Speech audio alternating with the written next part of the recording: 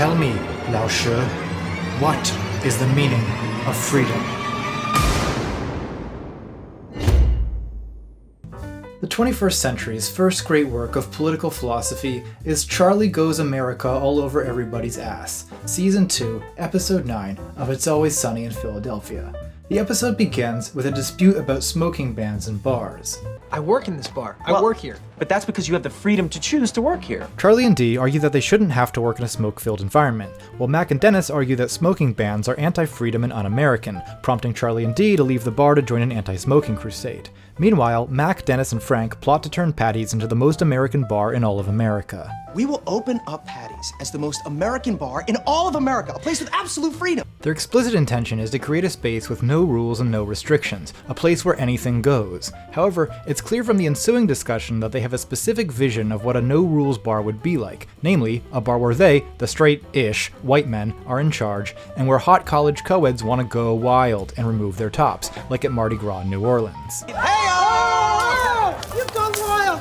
You've gone wild! You went wild! This is what America's all about! We have set up an American utopia! The problem is that the allure of a no-rules bar soon attracts Frank's Vietnamese gambling ring, as well as the degenerate McPoyles, the presence of whom creates an environment where hot college co-eds don't really feel like going wild. This prompts Mac and Dennis to realize that having no rules doesn't really produce the situation they were hoping for. But when they propose setting some boundaries, Frank throws their freedom-loving rhetoric right back at them. Boundaries?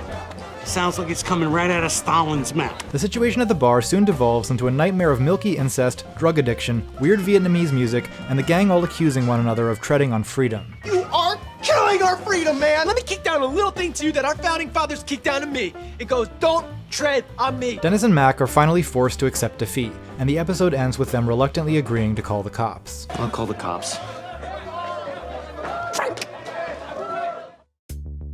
This episode is so efficient at conveying the paradoxes of freedom, it should honestly be taught in university courses. It shows the way an abstract value like freedom is always invoked in particular circumstances. It's always imagined as the freedom of specific people to do specific things without the constraint of specific regulations. So for Mac and Dennis, freedom means the freedom of Mac and Dennis to host a Girls Gone Wild Mardi Gras type situation without the constraint of rules banning toplessness. It doesn't initially occur to them that the presence of Vietnamese gamblers and milk-guzzling perverts might also have an inhibiting effect. This general pattern is repeated when it comes to freedom of speech. At the level of government, the US Constitution prohibits Congress from making laws restricting the freedom of speech. But in any given forum of discussion, you'll find there are always rules restricting what you can say.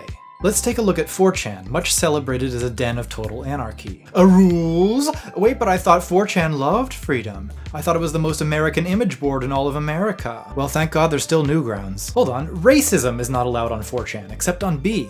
But even on B you aren't allowed to post about My Little Pony. This is outrageous. What about brony freedom, 4chan? I will stand up for the bronies. The point is, any forum needs to have a few rules in place in order to maintain the purpose and functionality of the forum. Now you might say, well, who do we trust to make the rules? And what's to stop the rules from being abused once they're in place? Well, welcome to the most basic problem of political theory, a problem that is unavoidable. We'll always be arguing over what the rules should be, who gets to make them, and how they should be enforced. But just because the current rules suck or are administered incompetently doesn't mean that we can or should have no rules, and not even 4chan disagrees with me here, at least not in practice. Because even if your forum is a den of fascism and child pornography, there will always come a moment when everyone looks around at each other and says, maybe we need to set up a couple boundaries. It's a free country, bitch. I don't know why brony posts are restricted to a specific section of 4chan, but I'm guessing it was because bronies wouldn't stop posting their goddamn shit everywhere, and it was driving everyone crazy and ruining the site. Likewise, the most American bar in America probably needs to have rules against gambling, milk, and incest, at least if they want to maintain an environment where hot co-eds feel like going wild. And universities probably shouldn't be hosting goddamn trolls whose only stated purpose is triggering liberals if they want to remain spaces where intellectual discussion among students and faculty with a diversity of viewpoints can flourish. But this disinvitation issue has been seized by commentators like Dave Rubin, who object to the cancellation of bullying dinguses with no redeeming value, or of commencement speakers who are there to preside over a celebration more than to discuss ideas anyway. And all of this gets blown way out of proportion. The many right-wing speakers who regularly appear on college campuses are ignored, the left-wing speakers who are disinvited are ignored, and Dave keeps harping on the left hates free speech talking point. Why? Well, because it allows him to adopt this phony neutral posture of a centrist defending free speech, when what he's really doing is smearing and discrediting social justice movements while sidestepping any deep engagement with their actual ideas. Now I should say that disinviting speakers is not generally a good way to deal with proponents of offensive views on campus, and students do sometimes abuse this approach to disinvite speakers who actually do have something to say, offensive and false though it may be. But Milo Yiannopoulos is nothing but an open saboteur of the discourse, and his absence only makes conversations between liberals and good faith conservatives easier. Now this is not to say I support the student riots at Berkeley and elsewhere aimed at shutting down people like Yiannopoulos and Ann Coulter. I actually don't. I mean, I understand why they riot, and I sympathize to a certain extent, but honestly we don't even need to have the conversation about the morality of silencing Milo, since no leftist attempt to deplatform him ever did anything except add to his celebrity and amplify his voice. Milo was never successfully silenced, until the right-wingers at CPAC and Breitbart decided to deplatform him once and for all. So tell me, Dave, who hates free speech now? Freedom is life. Life is vitality. Vitality is the milk of the wolf. When I was a grad student, I went to a talk by a pretty famous philosopher. He was speaking about ancient Greek philosophy and the superiority of the contemplative life over all other ways of living. During the question and answer session, a black woman raised her hand. She was one of the only people of color in the room, typical for academic philosophy, and probably the only black woman there. She asked, "Isn't it a little elitist to suggest that being a philosopher is the best way to live your life?" And the professor responded, "Well, I don't see anything elitist about it. I mean, I only teach Princeton students, but after all, there were slave women in the Garden of Epicurus." At which point I was thinking, I would rather lie down with a goat than continue being in this room. And if that's how I felt, how did she feel? And the professor, "Hold on, I'm not in this field anymore, I don't have to protect anybody. You know what? It was John Cooper of Princeton University, the editor of this very famous Plato anthology." What do we got? What do we got here? What's this? What's Plato? Complete works. Cooper! This is a call out. What you have to realize is each year every philosophy department in America has these meetings where they all sit around and ask, why are there not more black people in academic philosophy? It's just a total mystery. And what Cooper said wasn't even outright bigotry. I mean, it was a microaggression. But these kinds of things can add up. My friend was just telling me that he's in a class at a top American law school with an 80-year-old white professor who said the word several times in class. And he presumably wasn't trying to cause offense, but a girl in the class, the only black student, started to cry, ran out of the room, and dropped the course. So there was only one black student in the course, and now there are none. And you can say, well, that student just needs to toughen up. And as a pragmatic matter, that is what black people usually do and have always done. But also, don't tell black people to toughen up. Black people in America have been very tough for decades and centuries. They've been much tougher than you, I guarantee it. And I'm not saying I think these professors should be fired, but I think it's a definite problem that without even really thinking about it, certain kinds of speech can create a campus environment that's hostile to certain groups of people. So again, the question we ought to be discussing is what kind of forum do we want universities to be? Who gets to feel welcome or unwelcome? Should we allow posts about My Little Pony?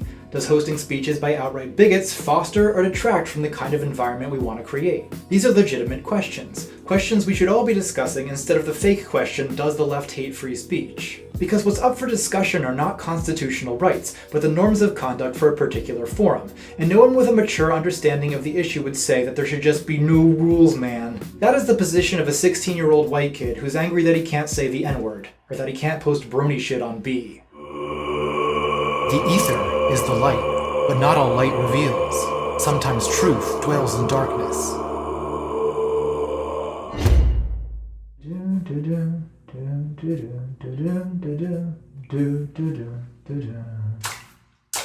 I'm singing in the rain, just singing in the rain.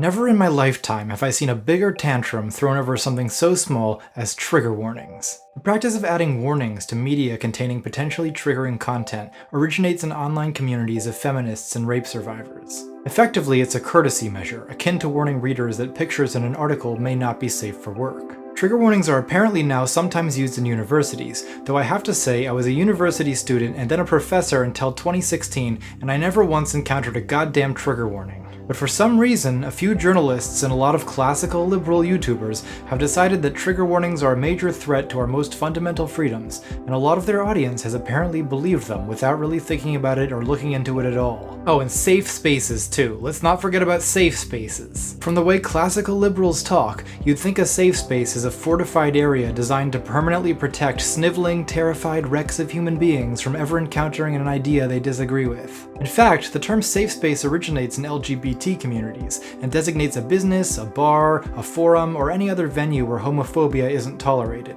The concept is decades old, but recently it's been spotlighted by classical liberals claiming that campus safe spaces are, you guessed it, a harbinger of the death of free speech. The argument usually goes that safe spaces keep people from encountering ideas they disagree with, and so they have an infantilizing and a silencing effect. To which I respond that when gay people are so sheltered that they just have no idea what homophobia is. What? Some people think marriage is only between a man and a woman? Who ever heard of such an outlandish idea? Well, then I'll admit that things have maybe gone a bit too far. But in the meantime, gay people not experiencing enough homophobia is not really striking me as a pressing social issue. For my own part, it's nice to have certain places I can go and certain communities I can be with where I can not have my gender identity or expression constantly questioned, and I can just relax and be myself and not be constantly interrogated about it.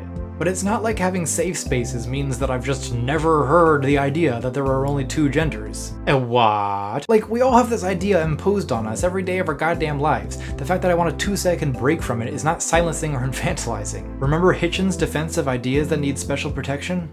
That person doesn't just have a right to speak. That person's right to speak must be given extra protection, because what he has to say must have taken him some effort to come up with. The idea that there are two genders is the default idea. The idea that I don't fit the binary was the idea it took effort to come up with. I find the notion that every commonplace prejudice and assumption needs special protection ridiculous. And you'll notice that critics of trigger warnings and safe spaces are usually pretty short on concrete examples of how these things actually erode free speech. I mean, I've heard people talk about the ways trigger warnings and safe spaces can be misused, and fair enough, that's a discussion worth having. But more often I see people alluding to them as a kind of emblem, trigger warning and safe space culture, in order to caricature college-age leftists as delicate, whiny snowflakes, which, well, there might be a little truth to that. But you're lying if you pretend that this is fundamentally about free speech, and worse, you're doing it at the expense of people who have suffered actual trauma, and of embattled minority groups whose request for safe spaces is perfectly reasonable. So your sly attempt to invoke liberal values like free speech and diversity to malign these people is taking a pretty low road indeed. And I want to ask people who constantly make jokes about trigger warnings and safe spaces, what percentage of confidence are you at that you're not just being a huge fucking asshole for no reason? The Dark Mother casts shade over the blinding fire, revealing in shadow what was hidden by the light.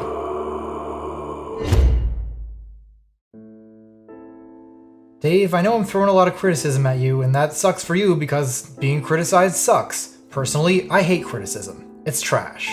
But you of all people should be willing to acknowledge that hearing criticism of your own viewpoint is a necessary part of, growth or whatever. And I like to think that the two of us aren't so far apart ideologically that we can't talk to each other at all, but I worry that more and more of the people I interact with are that far apart. It's kind of a scary time to be alive, Dave. And I know you believe in something called the free marketplace of ideas. You believe that the best ideas will come out on top so long as their proponents are given a fair chance to argue for them. That must be a very comforting belief, but I regret to say I don't share the optimism. The human mind is not very rational. People pick up most of their beliefs from the culture around them, and oftentimes people seem to believe things for really self-interested reasons that have nothing to do with what is true or what the strongest arguments support. So when I see all kinds of bigotry gaining traction instead of fading away as my upbringing led me to expect, it makes me afraid for a lot of people I care about, and I kind of freak out because I don't have faith that having good facts and arguments on my side will be enough. I'm honestly not sure that truth and justice will prevail, so if I seem a little on edge, that's probably part of the reason why. And I know you don't agree, but I just thought you should know that. Now if you'll excuse me, I'll be heading back to my safe space with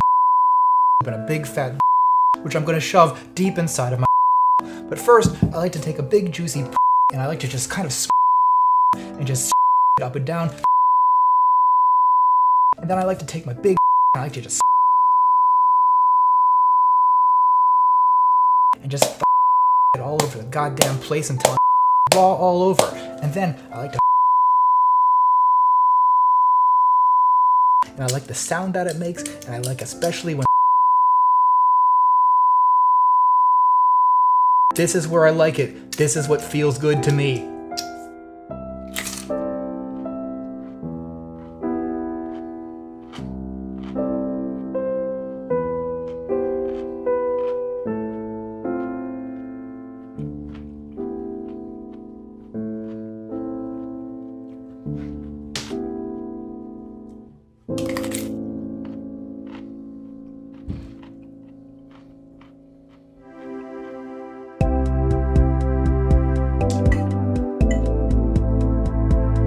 Special thanks to David Blair, Charles Fleming, Al King, Dainara, Ms. Contrary, Garrett Mitchell, Matthew Ginther, Eden Erickson, Fully Automated Luxury Spaced Post-Scarcity Communism, Olivia Stewart, Philo, T.C. Enders, Will Rainsford, Colbine Mani, Nefarious Devil, John Redford, Maxine Avalon Lucero, Alana Kelly, Vibka, Joe Benavides, Jack Creature, 9D Guy, Kurt C. Yoss, Mads Johansson, Sherry Lossner, Wilder Penrose, Joseph McIntosh, Veronica and Oliver, Chip Moulter, Stone Nishino, Amy Lech, Howie, Renaud Lefebvre, Gamer152, and all the other patrons who fill me up deep inside with their sweet, sweet loving.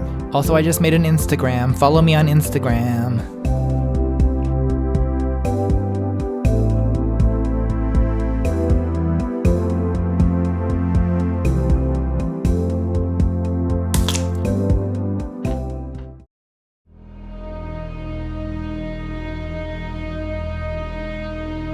Tell me, Lao She, who is the man in the triangle?